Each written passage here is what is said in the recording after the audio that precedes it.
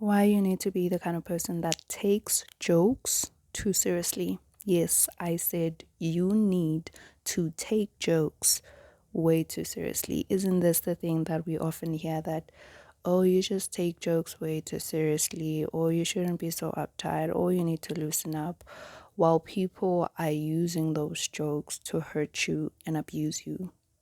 So this is currently where I'm at with my family, with my mother and my sister, who are both narcissists.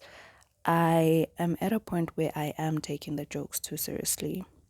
I am at a point where I am so guarded that for me, most of the jokes that they say that are about me, towards me, I no longer even try to act like I'm cool with it or act like I'm gonna go along with it or laugh along with it, even if it hurts. I'm just at a point where I'm not laughing. And it has even gotten to a point where even maybe a minor joke, maybe something, I don't even know, because living with emotional abusers, manipulators, gaslighters, you never really know what their intent really is.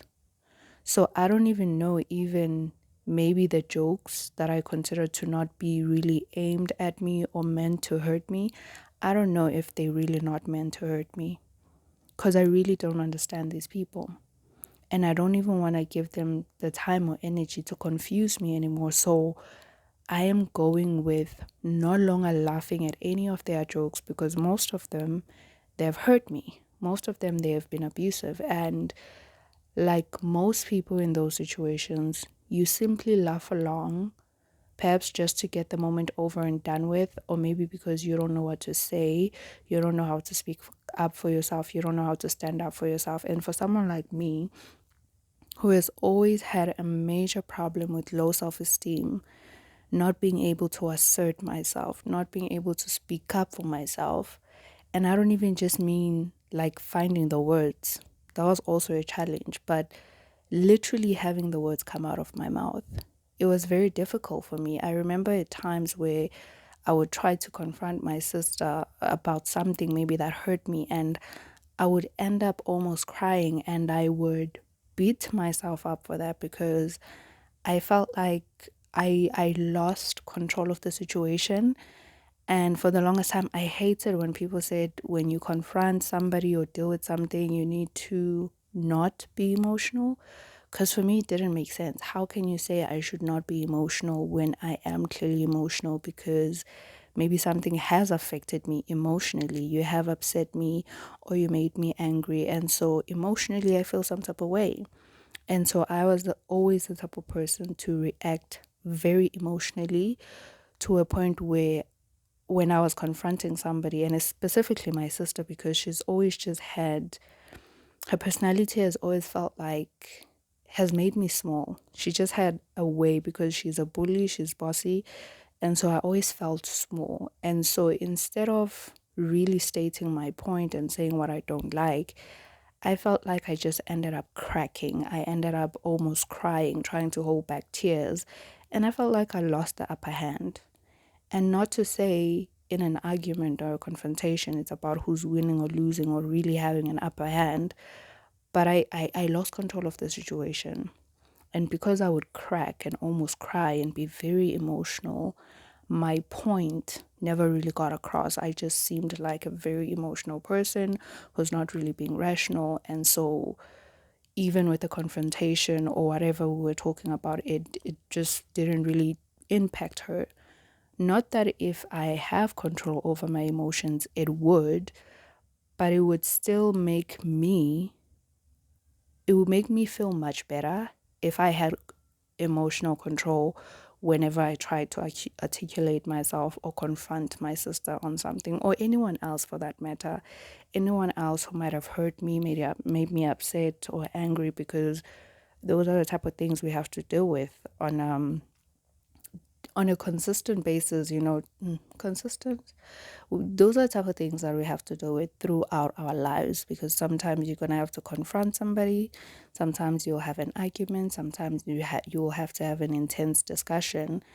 And I think it's only now that I'm learning about all the pain and abuse that my family has inflicted on me, that I think I am starting to gain a sense of control over my emotions. So back to the jokes. So it was the same thing with jokes, that I couldn't vocalize my feelings and my thoughts. And even if I could back then, it wouldn't have helped. What I'm learning more and more as I'm looking at my situation and realizing how much my family has emotionally hurt me, and how much they don't even realize that they've emotionally hurt me, is that talking really doesn't help with these people. I know communication is often said to be the big key in relationships. And yes, I believe that, but it really only works with rational people, reasonable people, healthy people, people who are willing to learn and grow and maintain the relationship, and who are willing to listen if they're in the wrong, who are willing to think about it and reflect and apologize when necessary. Whereas with my narcissistic mother and my sister, they are not those type of people. They're not going to reflect and see that they've done you wrong. They're not going to be, because they're empathetic. They don't really emotionally connect. They don't really, I feel like they just physically can't put themselves in your shoes. Like they really can't understand, no matter how much you say that they have hurt you. They just seem to not understand. For me, it's just the most unbelievable thing that so many times my family and I have tried to discuss some things that were not okay between us. So many times I've tried to vocalize terribly, because I would do a terrible job. But so many times I have tried to state that I'm not okay with certain things, but they just can't seem to understand. And somehow I would end up being the problem. I would end up being the one who takes things too seriously. I would end up being the one who's too sensitive, too emotional, or I take things to heart. I remember one time I came to my mother and I told her, it was towards the end of 2021, when I felt like my sister's gaslighting was really peaking. I've mentioned this in another episode, that she even went as far as saying that I had watched a soapy episode, which I did not. So my sister would do this thing where she made me feel like I was so forgetful, like I didn't see things correctly, or I don't remember them correctly, which made me question my memory, which is a form of manipulation, a form of emotional abuse. It is gaslighting. That's what that is. And I didn't even know that. But I was so frustrated. And at that point, I was still, I think, maybe a little bit trusting of my mother. Now I completely don't tell her anything. Don't share my feelings, my frustrations with her. I don't share anything with that woman, because it just seems like she will never understand. Up until this point, up until my late 20s, all my life, she has not understood. So I really have little to no hope of her or even my sister ever understanding me emotionally. I really have little to no hope of us ever really being emotionally connected, really being vulnerable and seeing each other. I'm the one who's been doing the seeing and the supporting and emotionally reaching out to them. They have continually failed to do the same. And so I went to my mother and I was frustrated. And I told her that my sister is doing this thing where she makes me feel like I'm forgetful, like I don't remember things correctly. And I was just really frustrated and upset at this. And my mother did this little annoying giggle and said that I need to stop taking things to heart. And then when I turned, because that just annoyed me, when I turned I made it serious and I said, but no, is it fine for her to treat me like this?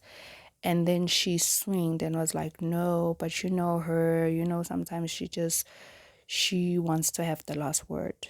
And that's another thing with my mother. She's very inconsistent with like her opinion, because my mother sees some of the bad traits that my sister has, like the fact that she's bossy, like the fact that she feels like she's entitled to certain things, or like my sister will have specific dishes or cutlery that's just for her, because she does certain things with them or uses them for certain things. And somehow now around the house, we're not supposed to use them because she has specific purposes for them. She just has this entitlement where she can just own things.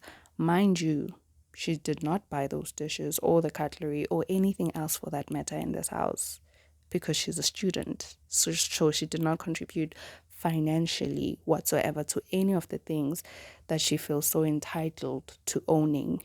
And my mother lets her get away with this, but at the same time, she sees that it's problematic. But because she doesn't have the backbone, that's another thing with my mother. I'm realizing that she just doesn't have a backbone to stand up to her own daughter. And because me, I was so bendable, I was so people pleasing, she would usually assert herself to me, but not be able to assert herself to stand up to her own bossy, bully, entitled daughter. And so she tiptoed when I told her, when I just like made it very serious that, hey, this is actually frustrating me, that my sister is making me question my memory, is making me question my brain, how I remember things, because it's such an emotional turmoil that someone puts you through when you start to second guess your own memory, when you start to second guess how you remember things. It questions your brain. Now you're thinking, maybe I have a medical condition. Maybe I need to see a doctor about this because it could be serious. If I have a tendency to often not remember things correctly, that might mean I need to see a doctor. But that wasn't the case. But because my sister likes to have the last word, and for the life in me, I don't know. I don't know why she would do those things. I just don't understand why you would want to confuse somebody in that way. Or maybe she also had her own memory problems whereby she thought that she remembered things correctly and then she would confuse me. It was just the most confusing thing. And I just had to shut her off emotionally and no longer let her into my emotional space in order for her to stop doing that. This is why I'm saying I no longer just take jokes lightly because it's the same thing that she was doing when she was gaslighting me, putting my memory in question and confusing me. It's the same thing with the jokes. The jokes are hurtful, the jokes are painful, the jokes take continuous jabs at your self-esteem, and somehow it's all in the name of a joke. And so because it's just a joke, don't take it seriously. Because it's just a joke, it shouldn't hurt you. You shouldn't feel like it's abusive because it's just a joke. And I no longer can do that, nor do I want to do that. I don't want to accept abuse all in the name of just joking. And again, with these people, it's not a matter of stating. I'm so done talking with my family. Like, I will say what I need to say when I have to say it, because sometimes I am still required to say something, to vocalize certain things. But I honestly try to limit any communication with them at this point, and it's very hard because I live with these people. But I'm doing more of the action than talking. So, a simple thing, just me not laughing at the joke. Like, I would just keep a straight face. And I will try not even to be moody or seem like I'm sulking or seem like I'm angry. I try my best to be neutral. And I think because I'm in this healing process, it's becoming easier to be neutral and not reactive and not emotional or angry or moody or seem like I'm sulking. I'm trying my best to remain neutral and show that I do not find this joke funny and I will not laugh along with it, especially if it's at the expense of my own self-esteem. So yes, I am taking jokes way too seriously because these people are abusive. These people deep down their rotten hearts, they actually mean them to hurt me. And the joking side and saying it's a joke, it's just a cover up. So I need to take jokes too seriously because jokes are made at my expense. Jokes are made at me being, what can I call myself? Being the punching bag. You know, like literally thinking of a punching bag. It just has to take the punches. Like it doesn't have to say anything. So I can just throw the punches however many times I like. And that's the same thing with the jokes that my sister and my mother make. Jokes that I've sometimes tried to say, maybe I didn't like that.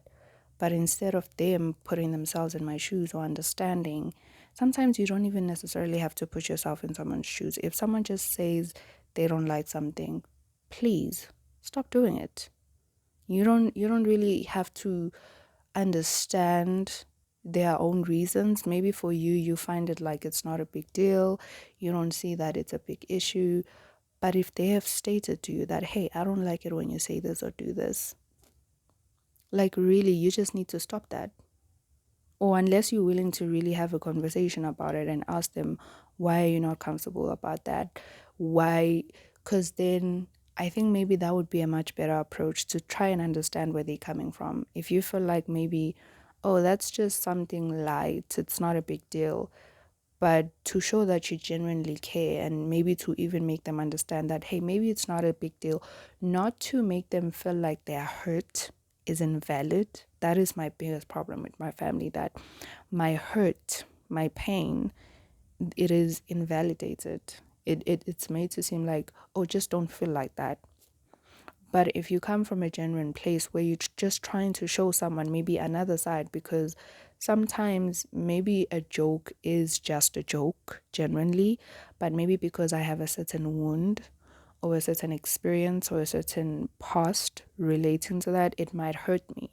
So maybe if we really sit down and really genuinely talk about it as people who love each other, and maybe you try to understand like, hey, why does this thing that maybe is as light as maybe you think it is, why does it hurt you so much? But because it's with my family, it's never even a genuine conversation of like, hey, why did maybe you take this joke seriously? It's not a loving conversation.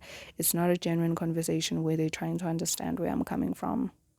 So jokes are made at my expense. So yeah, you get to have a ha ha moment, but I'm left hurting, and I don't have to take that anymore. I really just don't have to take that anymore. And I don't even have to state it. One thing that I'm constantly learning with my family is that I don't have to have this super melodramatic moment where I get up on the podium and grab a mic and say, hey, family, you see, now I'm not going to take your jokes and I'm not going to laugh along with them because they hurt me. It is so useless. It's useless to speak to these people because they stuck in their own world where they don't see how they could possibly hurt you. They stuck in their own world where they're looking at you as the problem, as the too sensitive one, the one who takes things too seriously. So no, I'm just gonna act, and sometimes I'm not gonna speak. Granted, there will be times where it's absolutely necessary for me to speak and communicate my boundaries, my thoughts, but most of the time I'm realizing that it's more effective to act than to speak with them. So I'm choosing not to laugh along. I'm choosing to keep a straight face if I don't find something funny or if a joke is made at my expense. I'm choosing to act than to state it because clearly they are deaf when it comes to my pain. When it comes to my hurt, they're just deaf. And some jokes, they just take a jab at my self-esteem. It's just like when you really sit down and think about certain jokes, it's like those moments where someone catches you off guard, and maybe you laugh along, but then when you really sit down and think about it, and you're like, I actually didn't like that joke. That joke was actually hurtful, or that joke was actually, like those people who are patronizing and condescending. Oh, they are masters of great jokes that are just meant to actually hurt you, and they say it in the most condescending or patronizing way. Some of the jokes that my family honestly they make, I look back now and I see that that was actually just a jab at my self-esteem. And because I've experienced those jokes for years and years, it has built up to me having a low self-esteem.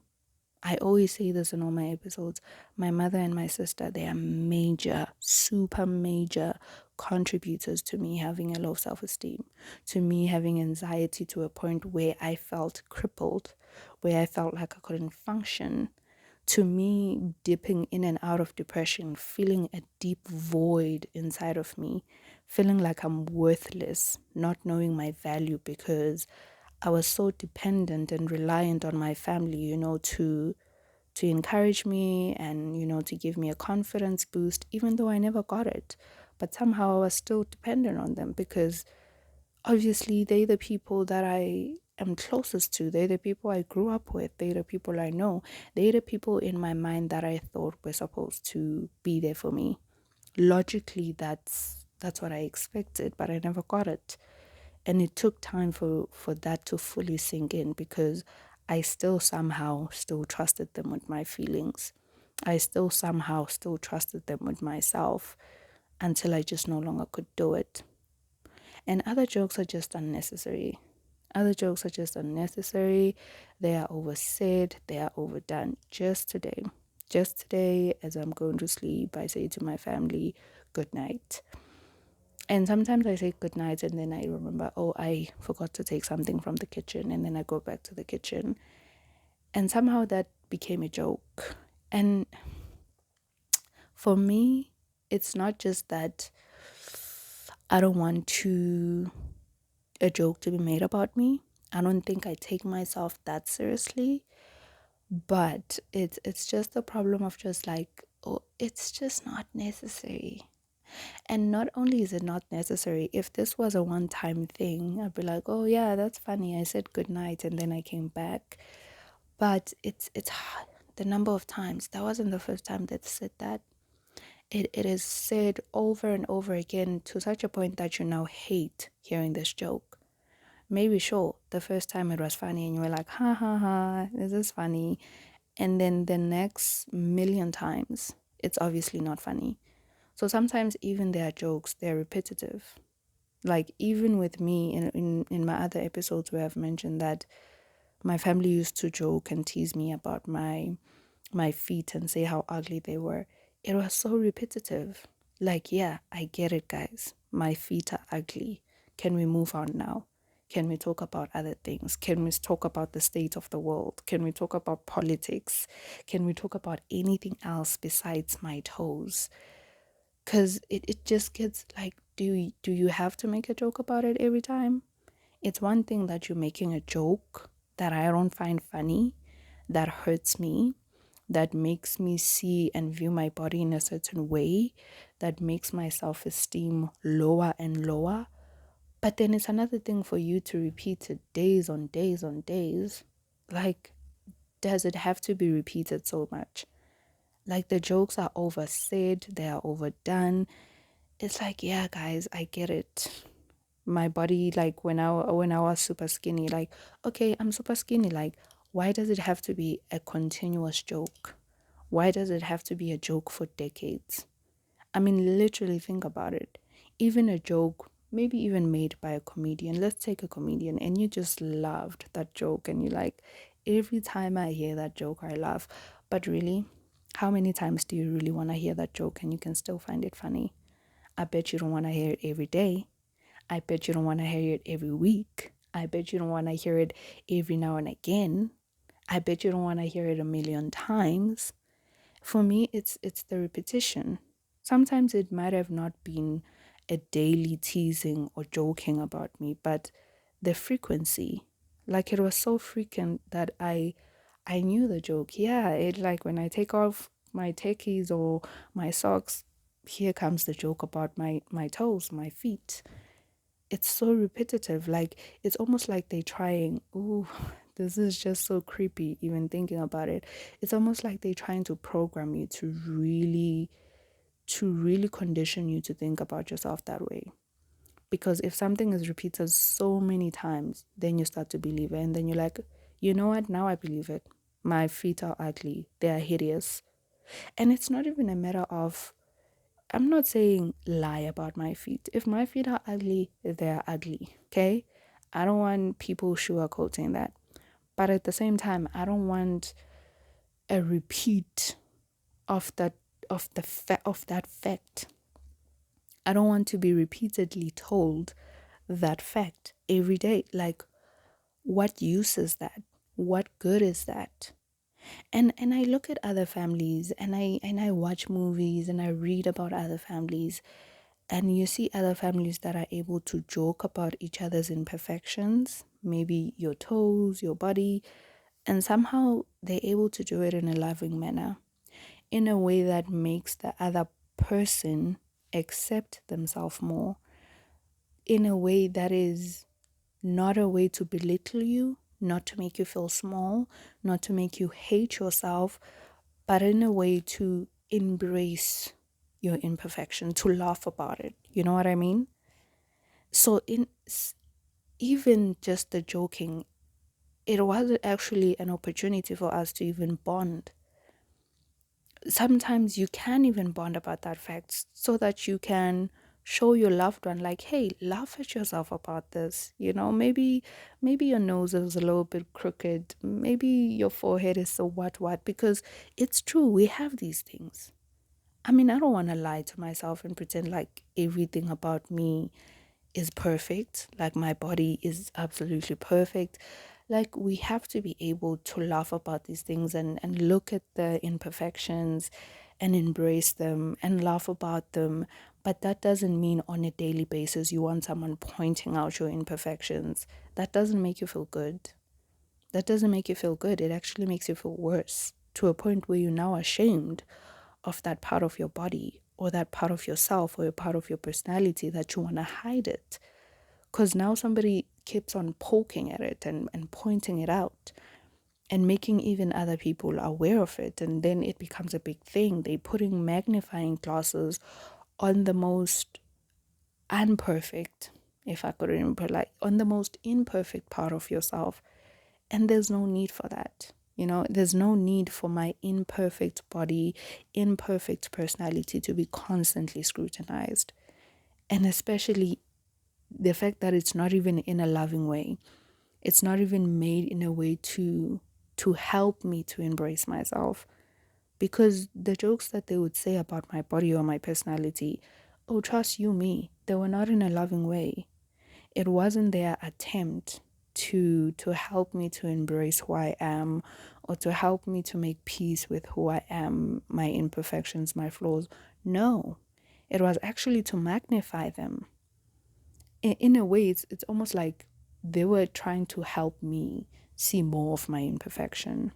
And I don't know what kind of help is that, but that's what they were trying to do. Like, hey, we're going to give you magnifying glasses so that you can see how horrible this part of you is, or how uncool, or how much we don't like it, or how insecure you should be about it. And other jokes are also just the projection of their own insecurities. This one is really sinking in only this year, that honestly, the jokes that they make, projection is really a huge thing. Really, people just take out their own stuff on other people. I'm really starting to see that my mother and my sister, they have their own stuff that they are not comfortable with themselves. And it's normal, it's fine. What is not fine though is putting that on other people, because you feel crappy about yourself. So now you want to make other people feel crappy about themselves. You don't feel so good about yourself, so you want to make other people not feel good about themselves. And somehow that makes them feel good about themselves. Because if they can make someone feel small, belittle them, make them see their imperfections and flaws and magnify them and exaggerate them, then somehow in a twisted, very cruel and evil way, they feel better about themselves. So a lot of the jokes, they have been a projection, because I'm relatively a pretty girl, and I think my family might have also envied that.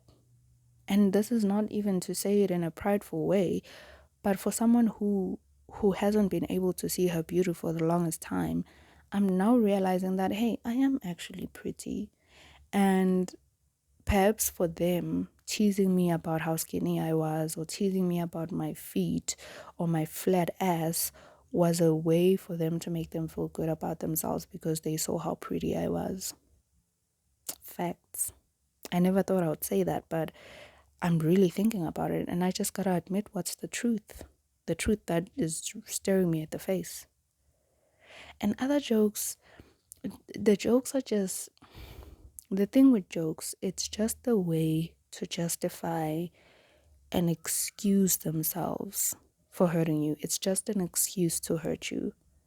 Because then if I just pull up this big banner of saying, oh, it was just a joke, then there we go. I'm justified, Like, you can't say anything else to me. You can't say I hurt you. You can't say you didn't like that. You can't say you don't like my behavior, because I'm just going to justify it by saying it's a joke. And what else am I supposed to say when someone says it's a joke, It's almost like, oh, you thought I meant to hurt you? No, it was just a joke. So now we're supposed to move on. So now we're just supposed to be fun. We're supposed to be fine, and we're supposed to be buddies. Jokes are actually just a justification, an excuse for people to actually hurt you. So yes, I am taking jokes too seriously, because I will not be hurt all in the name of joke. I'm not gonna allow abuse all in the name of joking. No, I'm done.